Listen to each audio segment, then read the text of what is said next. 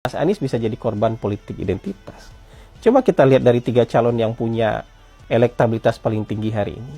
Semuanya itu kira-kira lumayan bisa lah merepresentasikan Indonesia.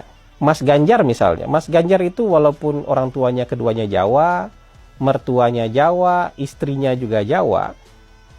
Ya, Mas Ganjarnya Jawa, istrinya Jawa, tapi lumayan masuk akal. Kenapa? Kalau di Indonesia ini peluang kita berjodoh dengan orang Jawa itu 50%, karena 1 dari 2 orang Indonesia itu orang Jawa.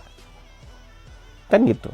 Apalagi di Pulau Jawa, kalau kita nggak pernah keluar dari Pulau Jawa, mungkin 7 dari 10 orang yang kita temui itu orang Jawa. Jadi masuk akal kalau orang Jawa kemudian siapa ketemu jodoh orang Jawa. Ya. Kalau Pak Prabowo itu lumayan Indonesia itu.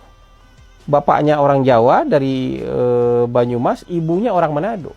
Jadi Pak Prabowo ketika melakukan politik afirmasi, dia bisa mewakili orang Jawa, dia bisa mewakili orang Manado.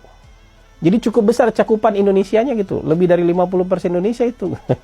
50% lebih sedikit lah. Kalau Mas Ganjar tadi merepresentasikan orang Indonesianya sekitar 50% lah.